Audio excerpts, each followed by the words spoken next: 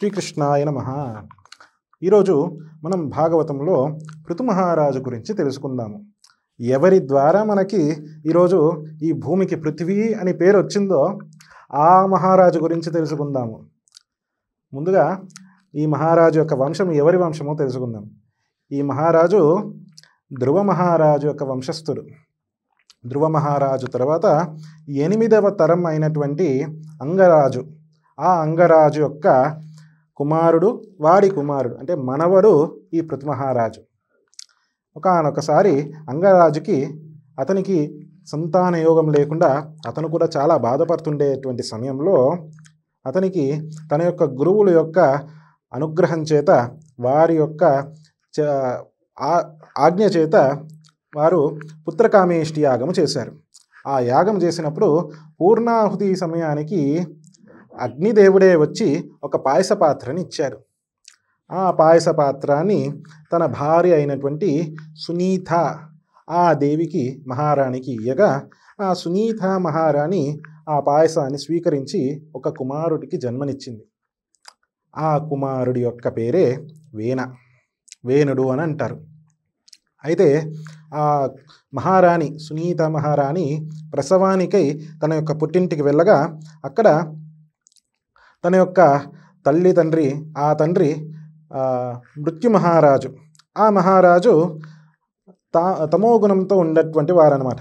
అంటే దేవతలు అంటే ఇష్టము కానీ, అలాగే దైవిక కార్యాల మీద ఎటువంటి ఆశ కానీ ఏది ఉండేది కాదు. రాక్షస స్వభావం ఉండేది. అదే కాస్త ఇతనికి వచ్చింది. నేర్పగా ఇతనికి కూడా అదే స్వభావం వచ్చింది. తర్వాత తన ఇంటికి వచ్చిన తర్వాత ఆ రాజ్యంలో ఎంతమందికో అనేక విధాలుగా ఇబ్బందులు పెట్టేవాడు. ఆ ఇబ్బందులు పెట్టగా అతనికి సంతోషం కలిగేది. కొంతమంది మూగజీవులను హింసించేవారు, పసిపిల్లలని కాస్త కొట్టేవారు. ఈ విధంగా ఉండగా అతను క్రమక్రమంగా యువరాజు అవుతారు. యువరాజు కాస్త మహారాజు అవుతారు. ఆ మహారాజు అయిన తర్వాత రాజ్యంలో అందరికీ నరకప్రాయంగా ఉండేది. ఎటువంటి ధర్మకార్యాలు జరిగేది కాదు. కొంతకాలానికి నేనే దేవుడు అనుకునేవాడు. రాజ్యంలో ఒక శాసనం ఇచ్చారు, ఏ దేవతా కార్యం జరగకూడదు, హవిస్సులు ఇస్తే నాకే ఇయ్యాలి అనేటువంటి ఒక భావన ఉండేది. అందరికీ ఆజ్ఞాపించారు. ఋషులందరికీ ఈ విధంగా ధిక్కరించి మరీ చెప్పేవాడు అనమాట.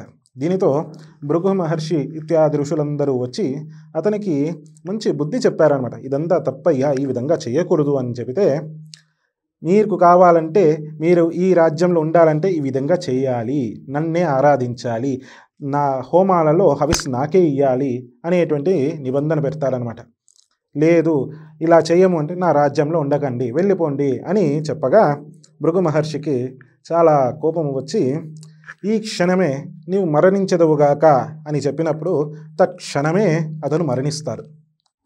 ఆ వేణుడు మరణించగా ఇక ఆ రాజ్యానికి ఎవరు రాజు లేరు కాబట్టి వెంటనే ఏదో ఒక విధంగా ఆ రాజు నుండే సంతానం కలగాలి కాబట్టి ఏదో ఒక ఉపాయం చేయాలని తలచి ఋషులందరూ కలిసి అతని యొక్క శరీరం నుంచి మథనం చేస్తారనమాట. అంటే ఒక కర్రని పెట్టి ఇద్దరు ఒక తాడు వేసుకొని ఇద్దరు ఋషులు కలిసి మథనం చేయగా, ముందుగా తొడల దగ్గర చేసినప్పుడు తొడల దగ్గర చేసినప్పుడు ఒక రాక్షసుడు వస్తారు.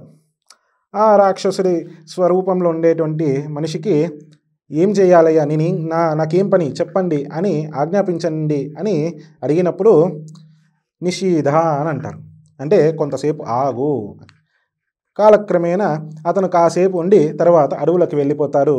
ఆ తర్వాత అతని యొక్క వంశస్థులే నిషీధులు లేదా నిషాదులు అని పిలువబడతారు. అంటే అడవిలో ఉండడము, అలాగే ఆ వేటాడడము, మాంసం భుజించడము ఇత్యాది కర్మలు వాళ్ళు చేసేవారు. ఇదిలా ఉండగా ఇక ఆ రాక్షసతత్వము వెళ్ళిపోయేటప్పటికీ ఆ శరీరము తేజోమయంగా మారింది. ఎందుకంటే అతని యొక్క ఆ వేణుడి యొక్క జన్మ అయినదే యాగం ద్వారా వచ్చినది కాబట్టి, ఆ యాగ ప్రసాదం ద్వారా అతను పుట్టాడు కాబట్టి మంచి తేజోమయంగా కనిపిస్తుంది.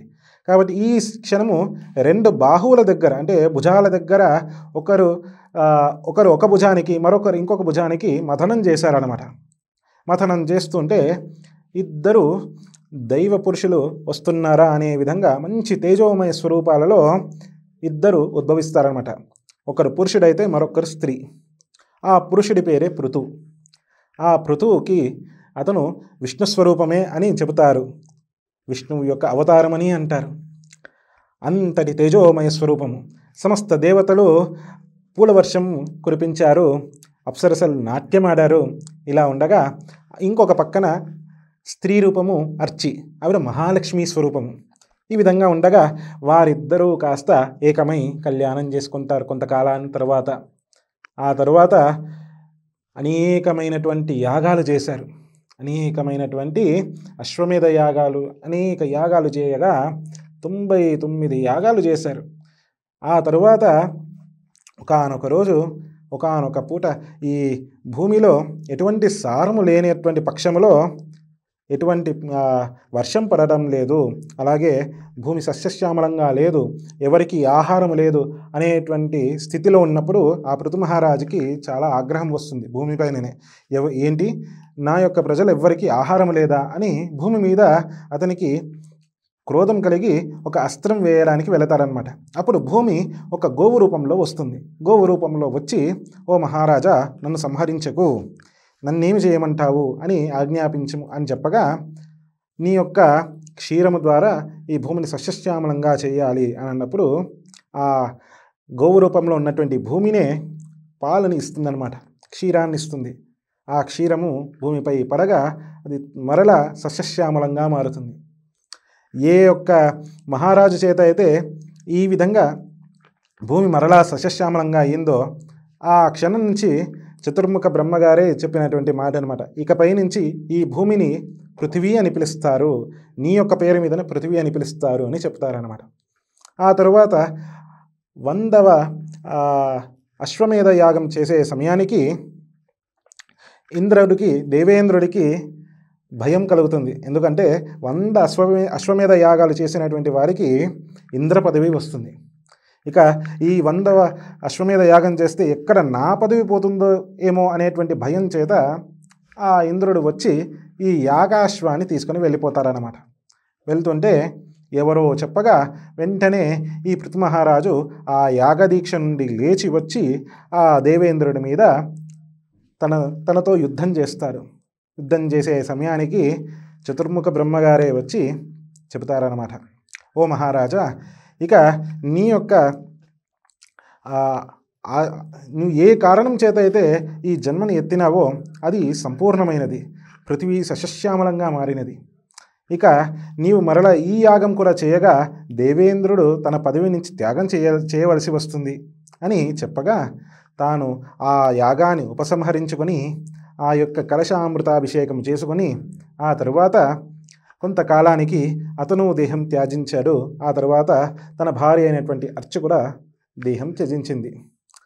ఈ కథాంశంలో మనము తెలుసుకోవాల్సిన ప్రధానమైనటువంటి విషయం ఏమిటి అంటే, మనమున్నటువంటి స్థలము, మనమున్నటువంటి ఈ భూమి గోవు స్వరూపము, అంతేకాకుండా తల్లి కాబట్టి ఆవిడ క్షేమంగా ఉండాలి అంటే మనము మన నిత్య జీవనము మంచిగా ఉండాలి, ధర్మయుక్తంగా ఉన్నప్పుడు మనము ఎప్పుడైతే ధర్మాన్ని ఆచరిస్తూ ఉంటామో అప్పుడు ఆ దేవతలు కూడా మనకి మంచి చేకూర్చుతారు. అంతేకాకుండా యజ్ఞఫలంతో పుట్టినారు కాబట్టి ఆ వేణుడు ఏమైనా ఆ దేవతలకి మంచి చేశారా? లేదు. అంతేకాకుండా ఆ వేణుడి ద్వారా అనేక మంది బాధపడ్డారు కాబట్టి ఎంతటి మహనీయుడైన, ఎంతటి కారణజన్ముడైనప్పటికీ కూడాను తను మేలు చేస్తే, అందరికీ మేలు చేస్తే ఖచ్చితంగా దేవతా అనుగ్రహం ఉండేది. అతను మేలు చేయలేదు, అందరికీ బాధ పెట్టాడు. అందుకే అతను ఆ విధంగా ఋషి శాపం వల్ల మరణించాల్సి వచ్చింది. కాబట్టి పరోపకారాయ పుణ్యాయ పాపాయ పరపీడనం అంటే పరులందరికీ అంటే అందరికీ మంచి చేయడమే పుణ్యము, ఎవరికైనా హాని చేయడమే పాపము. ఆ హాని చేయడం ద్వారా సంతోషించడము అది మరింత దారుణము. ఇది ఈ విధంగా ఉండకుండా మన జీవనం ఏ విధంగా ఉండాలి అని చెప్పేటువంటి సారాంశము ఈ పృథు మహారాజు యొక్క జీవనము. ఈ పృథు మహారాజు తన జీవితంలో అనేకమైనటువంటి తన రాజ్య ప్రజలందరికీ కూడాను మంచి చేకూర్చాడు కాబట్టి అతని దేవునిగా స్వీకరించారు. ఆ పృథు మహారాజుని దేవుడిగా కొలిచారు. శ్రీకృష్ణాయ నమః.